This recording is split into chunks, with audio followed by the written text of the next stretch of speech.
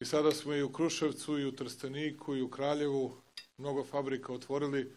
U Čačku se uskoro Forverk otvara. I verovali ili ne, to je prvi put posle mnogo godina da toliko fabrika otvaramo. U čitavom Dragačevskom kraju i ovde u Kotraži, u Guči, u Lučanima još mnogo toga moramo da uradimo. I koliko smo postavljali i bandera i jačali putnu mrežu, nismo uradili ni deo onoga što je potrebno. I danas sam razgovarao i sa direktorima javnih preduzeća i sa svima koji u budućnosti moraju vama da isporuče neuporedivo bolje rezultate. Urađeno je, pa evo vi sami možete to da proverite i u novcu, samo Bjelicu i nasipe koje smo radili da bi zaštitili centar Lučana i fabriku namenske, dakle Milan Blagojević, uloženo je 380 miliona dinara u to. Uradili smo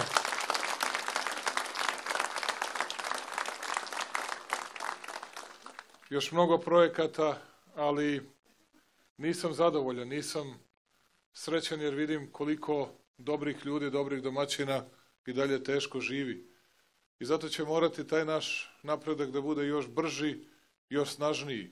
Ja ću da vas podsjetim, dragi prijatelji, jer ja nisam došao da podilazim bilo kome, nisam došao da se udvaram i dodvoravam bilo kome. Ja znam da su mnogi dolazili kod vas iz različitih političkih stranaka u prethodnom periodu i da su vam govorili glasajte za nas samo da srušimo ove, a nikako ništa nisu znali šta će da vam kažu, šta bi da urade. Zato što i ranije kada su vladali nisu znali šta da urade. I najlakše je da idete sa tom politikom ja ću da mrzim i govorit ću sve najružnije, a šta ću da napravim, pa to baš i nije mnogo važno. Ja o njima neću da govorim. Hoću da govorim onome šta ćemo da uradimo za vas, ali ću da vas podsjetim na nešto. 2014. godine Srbija je bila pred bankrotom. U Srbiji danas i penzije i plate će da se povećavaju iz godine u godinu, ali Srbija smanjuje javni dug. I kada vi kažete, ali šta ja imam od toga, reći ću vam šta imate od toga. Prvo, svake godine će vam biti uvećavane plate i penzije. Sa druge strane, našoj deci nećemo da ostavimo dugove koje je nama neko ostavljao. I to je nešto što je najvažnije. Naša deca moći će da imaju normalnu budućnost i da zarađuju normalno i da žive od svoga rada.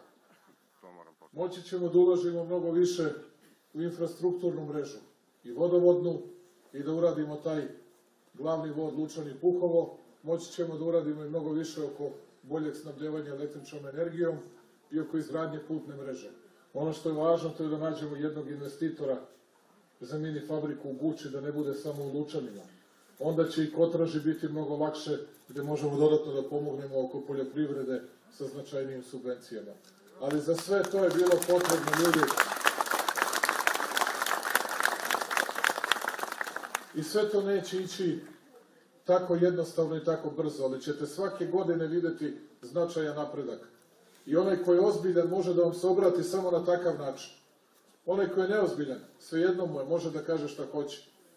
Kao što izbori kada postoje, ti izbori su laki samo za one koji gube. Njima je svejedno. I kada dobiju 5 i 15%, oni će da kažu da su pobedili i da su srećni i zadovoljni. Zato što znaju da nemaju nikakvu obavezu u budućnosti.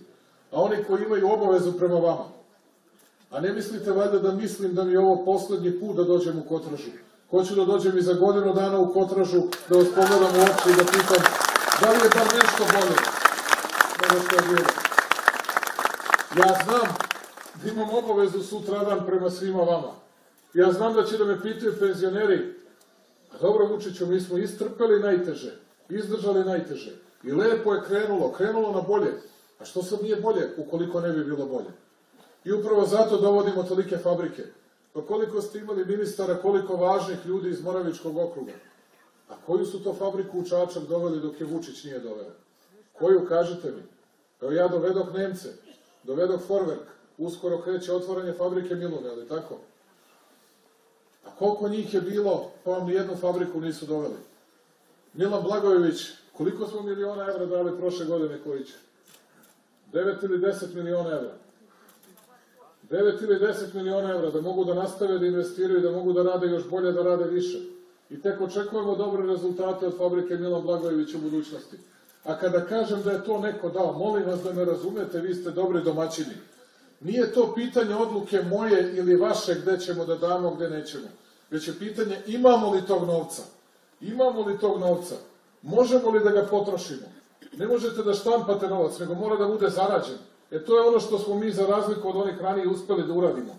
I zato danas, umesto da zatvaramo fabrike kako su oni radili, mi otvaramo fabrike i zapošljavamo sve više ljudi. I to je ono što radimo i zato se borimo. Ja danas, kada govorim ovde pred vama, imam ogromnu odgovornost, najveću moguću odgovornost. Jer to što ću ja da kažem nešto ružno onima pre nas ili ne znam kome, vama ni iz džepa ni u džep. To vreme je prošlo. Vi očekujete da neko radi vredno, da neko radi naporno i da se neko bori za vas.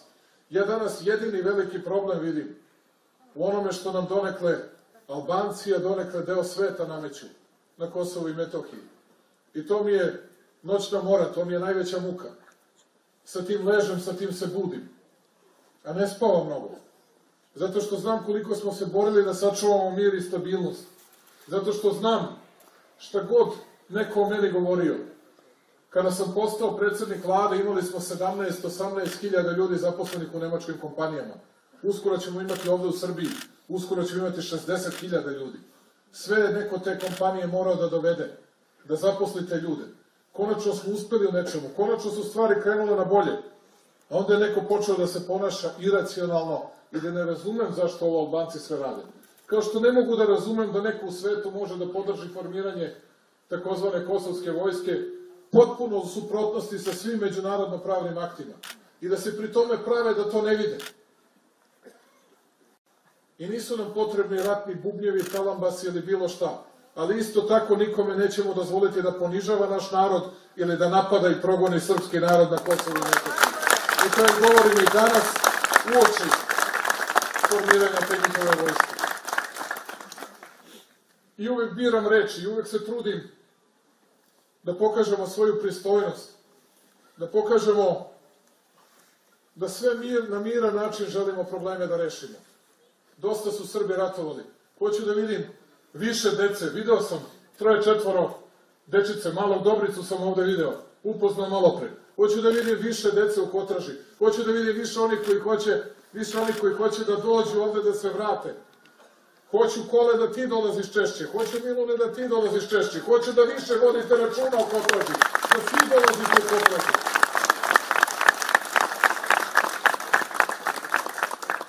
Hoću da imamo bolje puteve i možemo da imamo bolje puteve, za to je potreban novac. I za to je potrebno da nam država bude još jača, zato su nam potrebni investitori. Znate li zašto su se borili i zašto su zadovoljni u Čačku? Ne samo zbog toga što će da dobiju 1000 plata više ili 2000 plata više, već i zbog toga što će opština da ima, grad će da ima veće prihode, pa će da ulaže više, pa će moći više da ulaže u puteve. Isto je tako i sa Lučanima. Ja sam u Lučanima kao predsednik vlade i kao predsednik bio ukupno 4 puta. Kažite mi koji to predsednik i predsednik vlade u istoriji Srbije od Drugog svetskog rata na ovamo da je toliko puta dolazio u Dragačevski kraj, u Lučane? Koji? Nije moguće. A dolazio sam, a ovo mi je prvi put ili drugi put da dolazim u vreme nekakvih izbora. Uvek sam dolazio kad su bile nedaće i nevolje. Uvek sam dolazio kada su bile poplave i muke. Pa kako ćete sa seljacima iz Dljina, koliko je stoke otišlo, kakve su ih muke pogodile i zadesile. Pa ajde da rešavate to. Pa smo uložili ogroman novac da Bjelicu stavimo pod kontrolu. Da nam Bjelica ne učini neko zlo sutradan opet. I uspeli smo to da rešimo. Ljudi mi nisu verovali, poslovni ljudi tamo iz one zone, pored Bjelice na ulazu u Lučane, nisu verovali da ćemo to da rešimo. Kažu, ma to ti dođeš Vučiću i ovi tvoji dođete tu 1-2 dana kad se desi poplave, da zamažete oči narodu i posle toga se više ne pojavite. Evo, mi smo uradili to, uložili smo 3,5 miliona evra u to. 3,5 miliona evra. To nije malo ni za jednu državu. Našli smo taj novac, a država nam je i dalje u plusu. Samo hoću da to znate, ljudi. Najlakše je Vidjeli ste sada svuda po svetu neki protesti. I svi popuštaju. Svi popuštaju i hvale se kako su sve nešto učinili. A pitaću vas za godinu ili dve koliki je javni dug u toj zemlji. Evo da samo znate, taj javni dug, to je dug svakog od vas, od ozdo do gore, svakog od vas. Vi ne znate da ste i za to dužni, ne samo za ono što su vam lične obaveze. A dužni ste. Svako od vas. Kada sam postao predsjednik vlade, naš javni dug je bio 79% bruto domaćeg proizvoda. Za manje od mjesec dana nivo javnog duga bit će manje od 49-48%. Pa pogledajte ljudi, skoro ga prepolovili. Skoro ga prepolovili za samo nekoliko godina. Nezaposlenost spustili sa 25,9 na 11,3%. Voleo neko da to čuje ili ne. To su stvarni i zvanični podaci. I da li je dobro? Pa nije. Da li je narod naš siromašan? Jeste. I ja to odlično znam i nije mi problem da to vidim i nije mi problem da to priznam. Ali mi verujte da se borimo i dajemo sve od sebe. I dajem sve od sebe i borim se i radim svakoga dana i svaku subotu i nedelju da bih se izborio da nešto osjetite i da možete da živite bolje. I da možete da računate na podršku države. Ne da lažem i da obećavam kako ćemo da vam damo za sve. Glasajte za mene, sve ćemo mi sad fasade da uredimo. Nećemo sve, ali ćemo 3-4 u centru, pa ćemo onda to da proširimo na još 10-12. Pa ćemo to u svakom mjestu da gledamo da vidimo možemo li da obnovimo. Kao što smo to radili po većim gradovima u Srbiji. I kao što one napreduju, moramo da oživimo naše selo. I tek nam dolazi vreme za to. Tek ćemo imati više novca da u to ulažemo. I to možete da radite tek kada imate višak novca u budžetu. I vi me sad pitate, a što nam odmah, Vučiću, ne kažeš, ne dogovoriš se sa mnom pa da nam podelite veće plate? A ja kažem, ljudi, pustite da to bude na sigurnim i na stabilnim nogama. Kao što vi kad pravite kuću i ovde u Kotraži i u svakom drugom mestu u Lučanskoj opštini, dakle, uvek da napravim dobar temelj. Da mi je dvorište dobro i sigurno. Da napravim dobar temelj. I dolazi će sve veće plate. I zato hoću da zamolim, i danas ću to reći, vladu, izračunali smo, to je 3 miliona evra više. Hoću da ih zamolim da vaspitačicama u predškolskim ustanovama povećanje bude ne 7%, nego 9%, imamo 23.000 svega vaspitačica uglavnom i to je trošak koji možemo da izdržimo, one su nam najvažnije da bi nam deca bila vaspitana, da bi deca počela na vreme da se obraduju i da budu motivisani i da ne podcijenimo njihov rad, da pokažemo da poštujemo i naše vaspitače i da poštujemo našu budućnost. Mnogo sam zabrinut zbog Kosova i Metohije i zbog svega što nam spremaju. Ali nemojte da kad vam ovo kažem pomislite niti da sam slab, niti da smo slabi. Ja samo ne volim da izgovaram teške reči kao što vole neki drugi. A onda posle tih teških reči brže bolje pobegnu iz sebe sklone i svoju decu od Londona do Njujorka, a njih nema nigde. Moja su deca u ovoj zemlji, sve troje planiram, a nadam se da i oni planiraju da tako i ostane i nećemo mi našu Srbiju nikome dati i niko je neće pozobati onako kako je pomislio. Ali je naše da pre svega čuvamo mir zbog naše dece i zbog naše budućnosti. Hoću da zamolim vas domaćine, ima mnogo muškaraca na ovom skupu, da čujete vaše žene, sestre, majke, ćerke. Žene su neretko ozbiljnije i odgovornije od nas. I da se ne naljutite, mi kad sednemo u kafanu, uvek imamo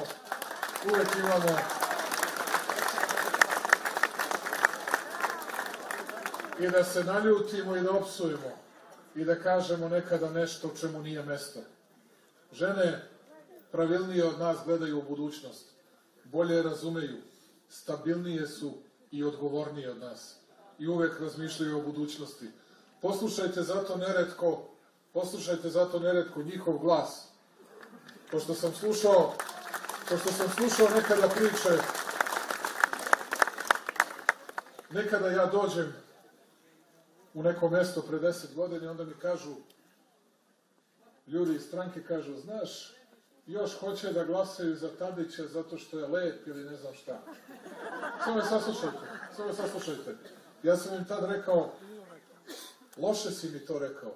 To znači da ti ne poznaješ politiku. Žene nikada ni za kog ne glasaju zato što je lep. To znači da naša politika nije dovoljno dobra. Žene glasaju za stabilnost, za sigurnost, za odgovornost, za budućnost. Nikada i takve stvari o kojima vi govorite nisu zanimljene. I odgovorni domaćini, ja da vam kažem, i odgovorni domaćini tako biraju svoju budućnost. Odgovorni domaćini ne povode se za teškim rečima. A ja neću da vam pričam ko je šta, kako i na koji način pokrao. Hoću vama da kažem, da vam položim račun, da imovina moje najšire porodice, ne uže, najšire porodice, ni za dinar nije uvećana od kada sam postao potpredsednik vlade, predsednik vlade i predsednik Republike. Nije moj posao da ja budem bogatiji, već da vi budete bogatiji, da vidite budućnost za svoju decu. I na to sam veoma ponosan. Hoću da vas zamolim, pošto to nije lak posao, da vi u nedelju izađete na izbore, da glasate po svojoj savesti. Da glasate po svojoj savesti i da razmišljate na racionalan, odgovoran i ozbiljan način, ništa više od toga. Da razmišljate o budućnosti svog mesta, o budućnosti svoje dece. Ne o velikim rečima, već o delima. I o tome ko je šta govorio, ko je šta ispunio. I ko koliko pažnje obraća na vas, i ko koliko se bori za vas, i ko će koliko da se bori za vas u budućnosti. Da tada donesete odluku. Kako god odluku da donesete, mi ćemo da je poštujemo. I ja sam zato rekao, izborna volja naroda je najvažnija volja. Ali poštujem tu volju koja je iskazana samo na izborima. Da bilo kome podilazim zato što će da preti ili zato što misli da će na neki drugi način da ostvari svoje ciljeve, neću i ne pada mi na pamet. Donosio sam najteže moguće odluke, odluke koje ni jedan političar u Srbiji nikada nije hteo da donese. Mislite li da je bilo lako da donesem odluke o zakonu o radu, o merama fiskalne konsolidacije, ali sam znao da su to jedine odluke koje mogu Srbiju da pomere unapred. Znao sam da su to jedine odluke koje dugoročno donose dobrobit. A što je neki ranije političar nije doneo? Zato što su bile nepopularne. Zato što ste me svi psovali, svaki u svojim domovima. Ali ste negdje ipak osjećali, vidi, možda je ovaj lud, možda je ovakav, možda je onakav. Ali ako se ispostavi da je bio u pravu za 2, 3 ili 4 godine, onda ćemo shvatiti da i te teške reforme su imale smisla. Mi više tako teških stvari, sem u politici vezano za Kosovo i Metohiju, niti imamo, niti ćemo imati. I ja sam zato zahvalan i penzionerima i posebno sam zahvalan ženama koje su pokazale najveće poverenje u teške mere, u teške reforme i uveren da ćemo u budućnosti imati još više uspeha. I Čačak i Ivanjica. U Ivanjici će fabrike širiti kapaciteti i bit će još jedan investitor. U Čačku, završavamo Milone s ovim Italijanima, završavamo i sa talijanskom jednom novom fabrikom dolazi u Čačak.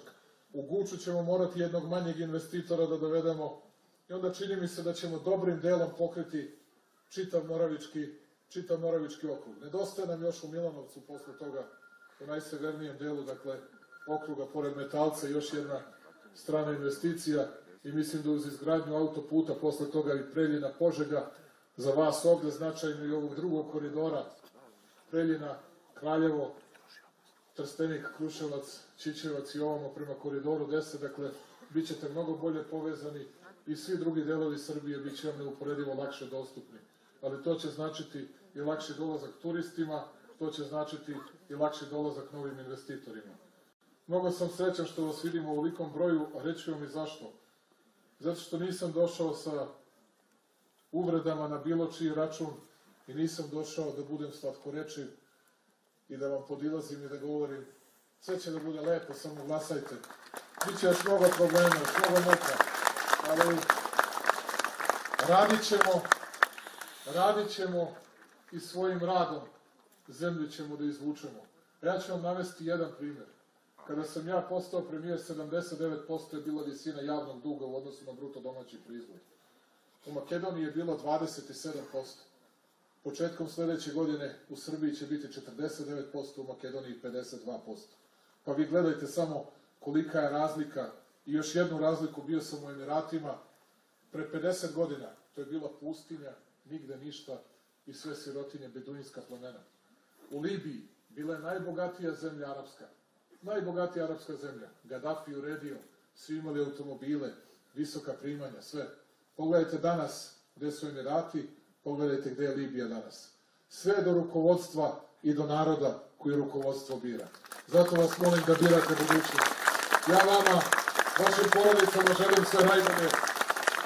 Želim vam da predstojeće praznike i slave i praznike provedete u zdravlju i veselju. Borit ćemo se zajednički za još uspešniju i napredniju Srbiju.